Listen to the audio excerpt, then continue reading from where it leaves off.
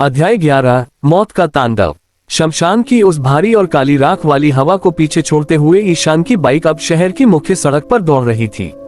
रात का तीसरा पहर शुरू हो चुका था और सड़कों पर सन्नाटा ऐसा था जैसे पूरे शहर की धड़कनें रुक गई हो। गली की पीली लाइटें एक एक करके पीछे छूट रही थीं। ईशान के गले में बंधा बाबा भैरव का वो हड्डी वाला धागा उसके सीने पर बार बार टकरा रहा था। हर बार जब वो हड्डी उसकी खाल को छूती, ईशान को अपने शरीर के भीतर एक अजीब सी झंझनाहट महसूस होती, जैसे बिजली का हल्का करंट उसकी रगों में दौड़ रहा हो। पीछे बैठा सुमित अभी भी उस गहरे सदमे में था जिससे बाहर निकलना उसके लिए नामुमकिन लग रहा था। उसकी आंखें पथराई हुई थीं और वो बार बार बुदबुदा रहा था। ईशान भाई, बाबा ने जो कहा, क्या वो सच है? क्या अंकल ने सच में उस मासूम लड़की को उस दीवार में? सुमित की आवाज बीच में ही घुट गई। ईशान ने अपनी पकड़ बाइक के हैंडल पर और मजबूत कर ली। उसकी आंखों में आंसू नहीं बल्कि एक ठंडी आग थी। मुझे नहीं पता सुमित की पापा ने क्या किया और क्यों किया, ईशान ने दांत पीसते हुए कहा, पर अगर खन्ना ने मेरे पिता की मजबूरी का फायदा उठाकर उन्हें इस पाप के दलदल में धकेला है, तो आज रात खन्ना को इसकी कीमत अपनी जान देकर चुकानी होगी। राधिका, खन्ना का बंगला अब यहाँ से कितनी दूर है?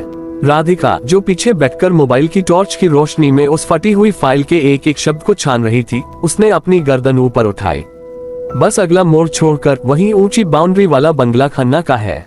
परेशान, हमें बहुत संभल कर चलना होगा। खन्ना के पास अब सिर्फ पैसा और रसूख नहीं है, अब उसके पीछे वो साया खड़ा है। अगर बाबा की बात सच है तो खन्ना के पास वो आखिरी पन्ना है जो इस पूरे नरक को खत्म कर सकता है। जैसे ही वे खन्ना की हवेली के विशाल लोहे के गेट के पास पहुंचे, ईशान ने बाइक की हेडलाइट बंद कर दी। गेट पर खड़े वो दो गार्ड अब भी वैसे ही स्थिर थे। जैसे ही ईशान ने कदम बढ़ाया, उन गार्ड्स ने अपनी गर्दनें एक अजीब सी कड़क आवाज के साथ ईशान की तरफ घुमाई। उनकी आंखों में पुतलियां नहीं थीं, सिर्फ सफेद खालीपन था। हटो यहाँ से, ईशान ने गर्जना की। उन गार्ड्स के मुंह से किसी जानवर जैसी गुर्राहट निकली। एक गार्ड ने ईशान की तरफ हाथ बढ़ाया, लेकिन उसके हाथ से मास्क की जगह काला धुआं निकल रहा था। ईशान ने अपनी मुट्ठी भींची और उसे एक जोर का मुक्का जड़ा। जैसे ही ईशान का हाथ गार्ड से टकराया, ईशान की मुहर से एक नीली चिंगारी निकली और गार्ड का शरीर कांच की तरह टुकड़ों में बिखर गया। उन टुकड़ों से खून नहीं बल्कि सड़ी हुई मिट्टी बाहर आई। ये इंसान नहीं, मिट्टी के पुतले हैं जिन्हें साय ने जान दी है। राधिका चिल्लाए। वे भागते हुए बंगले की पिछली दीवार फांदकर अंदर के विशाल बगीचे में दाखिल हुए। जैसे ही ईशान के पैर बगीचे की घास पर पड़े, पूरे बंगले की लाइटें अचानक बदलकर नीली पड़ गईं। वही नीली रोशनी जिसने उस हवेली की 18वीं मंजिल को नर्क बना दिया था। बगीचे के बीचों बीच लगे फव्वारे से अब साफ पानी नहीं बल्कि वही काला, गाढ़ा और बदबूदार तरल उबल उबल कर बाहर गिर रहा था। ईशान, मेरा पैर, कोई मुझे नीचे खींच रहा है। सुमित की चीख निकल गई। जमीन के अंदर से काली परछाइयां लंबी और नुकीली उंगलियों वाले हाथों की शक्ल में बाहर निकल रही थीं। उन्होंने सुमित के पैरों को ऐसे जकड़ लिया था जैसे लोहे की जंजीरें हो। राधिका ने सुमित का हाथ पकड़कर उसे खींचने की कोशिश की, लेकिन वो परछाइयां इतनी ताकतवर थी कि उन्हें हिलाना नामुमकिन था। सुमित धीरे धीरे जमीन के अंदर धंसता जा रहा था। ईशान पागलों की तरह सुमित की तरफ लपका। जैसे ही उसने सुमित का हाथ पकड़ा, उसके कंधे पर मौजूद वो मौत की मुहर अचानक जलते हुए कोयले की तरह दहकने लगी। ईशान के पूरे बदन में एक ऐसी ऊर्जा का संचार हुआ जिसे उसने पहले कभी महसूस नहीं किया था। उसे महसूस हुआ कि उसके हाथों से एक काली धुआं जैसी लहर निकल रही है।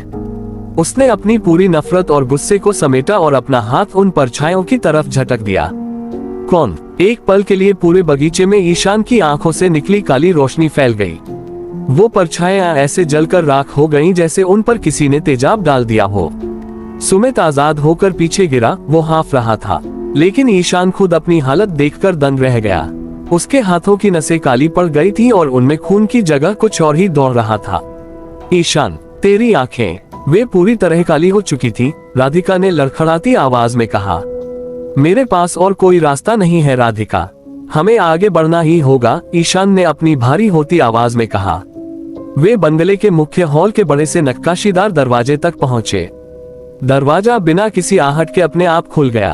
अंदर का नजारा किसी डरावने सपने जैसा था। पूरे हॉल में मोमबत्तियां जल रही थीं, लेकिन उनकी रोशनी पीली नहीं बल्कि नीली थी। बीचों बीच एक आलीशान सोफे पर मिस्टर खन्ना बैठा था। उसके हाथ में शराब का गिलास था, लेकिन उसका चेहरा किसी सड़े हुए शव की तरह पीला और झुर्रियों से भरा हो चुका था। खन्ना के ठीक पीछे वही 10 फीट लंबा बिना चेहरे वाला साया-ए-आजम खड़ा था। उसकी लंबी काली उंगलियां खन्ना के कंधे में धंसी हुई थीं, जैसे वो खन्ना को एक कठपुतली की तरह चला रहा हो। पूरे हॉल में घुंघरुओं की धीमी धीमी आवाज गूंज रही थी। आ गए ईशान, अपने बाप का अधूरा पाप पूरा करने आए हो। खन्ना की आवाज ऐसी लग रही थी जैसे कोई पुरानी सूखी लकड़ी चरमराहट के साथ टूट रही हो। वो पन्ना कहाँ है खन्ना? ईशान की आवाज अब पूरी तरह बदल चुकी थी। खन्ना पागलों की तरह खिलखिलाकर हंसा, लेकिन उसकी हंसी के साथ उसके गले से खून की उल्टियां बाहर आने लगी। वो पन्ना, वो तो मेरी इस सड़ती हुई रूह के साथ जकड़ा हुआ है। साया-ए-आजम को तुम्हारी आत्मा नहीं, तुम्हारा ये जवान शरीर चाहिए, और तुम खुद नफरत की आग में जलकर उसे वो शरीर परोस रहे हो। खन्ना ने अपनी जेब से एक पुराना पीला पड़ चुका कागज का टुकड़ा निकाला। यही है वो विनाशक मंत्र, पर क्या तुम इसे मुझसे छीन पाओगे? इससे पहले कि ईशान एक कदम भी आगे बढ़ा पाता, साया-ए-आजम ने एक ऐसी दिल दहला देने वाली चीख मारी कि हॉल के सारे शीशे चकनाचूर हो गए। भारी भरकम फर्नीचर हवा में उड़ने लगा और दीवारों पर लगी पेंटिंग्स से खून रिसने लगा।